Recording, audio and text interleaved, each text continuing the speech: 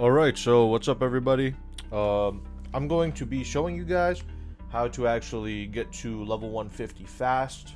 So the good thing about this method is that it's pretty simple. You don't need a lot of setup. Pretty much all you need is this bow, and well, not even this bow specifically, any bow will work. And then any kind of arrows will work. Kale, for example, he's the guy at the start by the tree sentinel. He is a very good spot to get arrows because he just sells a ton of them for very cheap. So all you really need is like a little bit of runes. And also what you need to do is to get here specifically, the easiest way to get here at least would be to do Vare's questline, the Bloody Finger questline. And essentially, he will give you this item right here. Hold on. He will give you this Pureblood Knight's medal. And this Pureblood Knight's medal will allow you to just teleport here. You can use it whenever you want. He tells you not to use it until the dynasty happens, but we don't really care about that. And essentially, you will spawn here.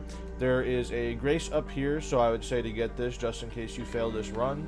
And so we're going to be going to the farming spot. Moog is up there that way, but if you go this way instead, we can actually get to the fastest rune farming spot, pre-beating the game pretty much. So I can show you two things.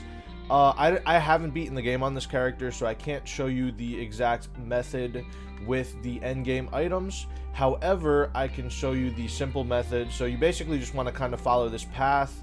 I might pretty much you just want to get past all of these dudes. They're extremely threatening, things like that, but pretty much torrent should carry you through here. It shouldn't be that hard to get past all these guys. You pretty much just keep going and you will see this path right here. All right, and this is basically the farming spot. You're gonna see like a bunch of dudes on this hill. They're gonna turn spiky and roll at you, so just be careful of that. They can do a lot of damage if they manage to hit you. And then pretty much you just rest here. You want to activate the grace first, of course, but I already have it activated. So what do you do once you're here? So there's two different rune farms. The absolute fastest one in the game, you would have to beat the final boss for. You're going to get a soul for him, and you're going to get that sword that he has. And you're essentially going to stand around right here and use the Ash of War from that sword. I can't really show you how to do that because I do not have this character done yet. On this character specifically, I can show you later though. And then here, you basically, there is a spot here. You see this bird right here. He's the guy who we're going to be farming. I didn't mean to jump off the cliff there. Ow.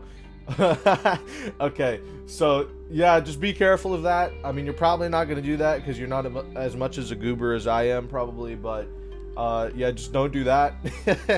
Okay, so essentially what you're going to be doing here is you see this little branch.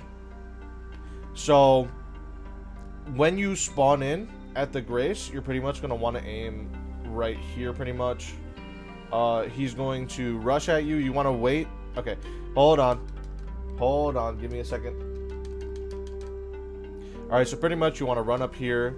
You want to immediately fire your bow and aim it like around where this branch is, and he will jump off. And the second you see him do that, you're actually safe to rest at the grace, and that'll respawn him. And essentially, you just do this over and over. It's not that bad. Some items that can help you are the golden scarab, which you can find in Caelid.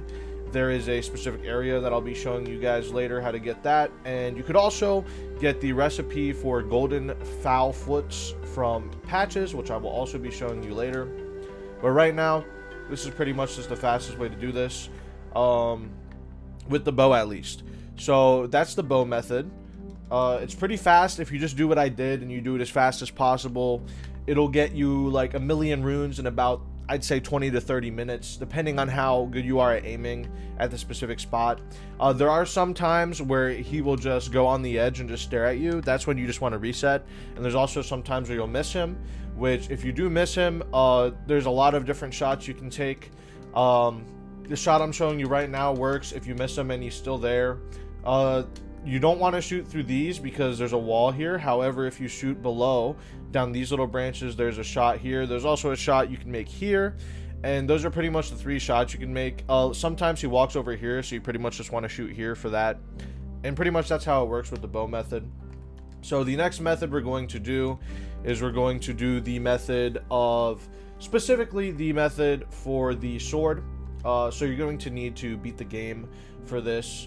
Once you do beat the game, though, this is definitely the absolute quickest way of doing it. So basically, I already have the teleport unlocked on this character. So this sword right here, the Sacred Relic Sword, you're going to want to get it to +10, or the highest one you can possibly get it to. And pretty much you want to go back to the same spot. As you can see, I only have it unlocked here. This character, I was planning on getting to the absolute maximum level. However, I decided against it because it takes forever at a certain point. Just in general, it requires way too many runes. As you can see, I'm level 420, and I thought that was a good place to stop. But basically, here's all you really need to do. You run to where this message is. I already have it pre-marked, and yep, you can just see all the slaughter. This is New Game +7, so I'm getting way more runes than you would be getting. However, it is still way faster than the bird because of the sheer amount of enemies you're able to kill immediately. And sometimes some of them have the glowy yellow eyes, which, if you guys don't know, essentially what that means is you're going to be getting a lot more runes from that character. So basically, yeah, this is the method with the sword. It's pretty quick. It's actually probably faster than the bird method because you don't really have to like worry about like messing up as much. You don't have to wait for the bird to fall off the cliff or anything. They kind of just all immediately die from your golden wall of pure death. It's a pretty cool method. I really like this one because it's just fun. It's way funner than the bird, in my opinion, because you just get to like watch everybody just get blown away. Another thing you pretty much would want to do is, like I said before, get this golden scarab and these pickled golden foulfoots. So I'm going to be showing you how to get those on my other character, because this character pretty much doesn't have anything unlocked, because I just immediately ran here as a new game cycle to level up the fastest I could. It isn't like the slowest method ever. The absolute fastest method would kind of be just buying runes, which you'd probably get scammed, so I wouldn't recommend it. However, you pretty much just go on your character. So Patches is really easy to get to. If you guys don't know where he is, I'll show you right now.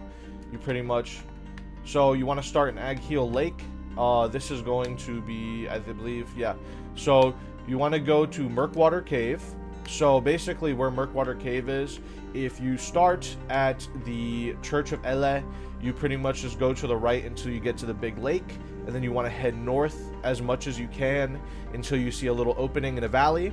You're going to be invaded, and some guy's going to help you, but what I did was I just already cleared that, so I can just show you guys the fast way of getting through here. So this cave isn't really that difficult to get through. It's probably like one of the easiest caves in the entire game, and you're going to see why in a second. It's pretty much just you walk through here, and basically just walk through here, and you pretty much just want to head. You see that little opening on the right? So yeah, there's like traps here that'll trigger all these guys, but they're not that big of a deal. You're gonna probably have a harder time dealing with them if you're like way earlier in the game, but I doubt you're gonna be that early in the game, because Varya's quest line takes a bit to get through. But basically, you want to run through this little opening in this cave here, and then you want to traverse the mist. Alright, so I actually am scared that I'm going to kill Patches here, so I'm going to do my weakest attack, because this is actually kind of like an early boss. So to trigger Patches' boss fight, you pretty much just open this chest, and you take his clothes, and he'll get pissed at you. He'll be like, yeah, he'll be like, oh, you stole my stuff, how dare you. If you guys have played the previous Souls games, you know how Patches is. He's kind of a little dork. Anyway, so basically you just want to lower his health as much as you possibly can. Okay, he's spitting poison at me, and you see he'll beg you for mercy here. Pretty much you can just wait here. I'm pretty sure if you just emote, he'll be fine with you. Pretty much you just emote at him all you want, and he'll be like, okay, finally come around. Yup. Yeah, you're pretty bloody, Patches. But basically what's going to happen here is he's going to become a shopkeeper after you're done with this boss fight. And pretty much, first of all, you need to go rest at the Grace again. Make sure you forgive and forget him, by the way. You need to make sure to forgive and forget. If you don't, he will attack you, and well, you will still get his bell bearing, which will allow him to be a shopkeeper at your round table hold. However, Patches is a cool guy. I'd recommend leaving him alive just because he's a little funny trickster. He won't really screw you over that much, but he will have some funny moments later on. And basically, this is how you get the gold toad pickled foul foot. So pretty much, you basically just rest again, you get back up, and Patches is going to be the vendor that is available in this area. The easiest thing about this is the fact that you can just like not fight those guys. You can kind of just like walk past them, and they pretty much won't follow you all the way into the boss room because this was a boss room, so they won't follow you all the way in. Or maybe they will. Nope, they won't. So yeah, basically, where did Patches go? Oh yeah, so one important thing is if you get too far in the game before you talk to Patches, he will be gone. So pretty much on this character I can't get the pickled foulfoot because I'm already in the mountaintop of the giants. However, if you are not there, you should be fine.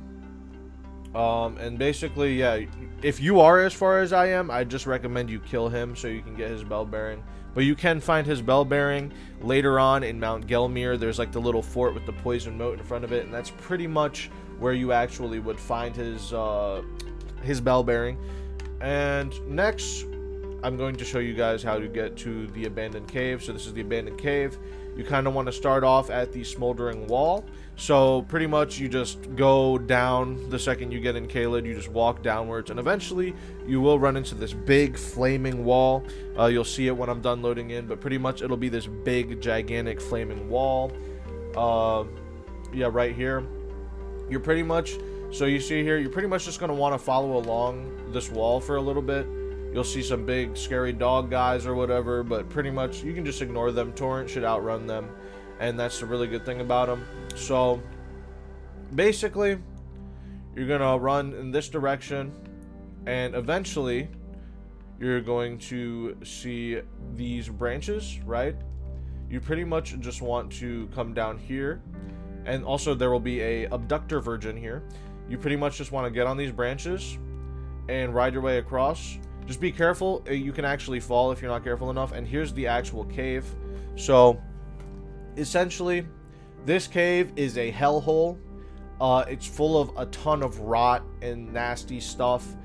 It's going to be pretty tough to get through here if you are very, very early game. However, if you do get through here, you get rewarded with the Golden Scarab, which gives you, I believe, 20% more runes from defeated enemies, which will be very helpful in your rune farming endeavors. And yeah, that's pretty much it for the video. I hope you guys enjoyed. I hope I was clear and concise for you, and you found everything that you needed. So, essentially, yeah, that's it. You guys have a good one. I'm going to be preparing for the DLC because it comes out today.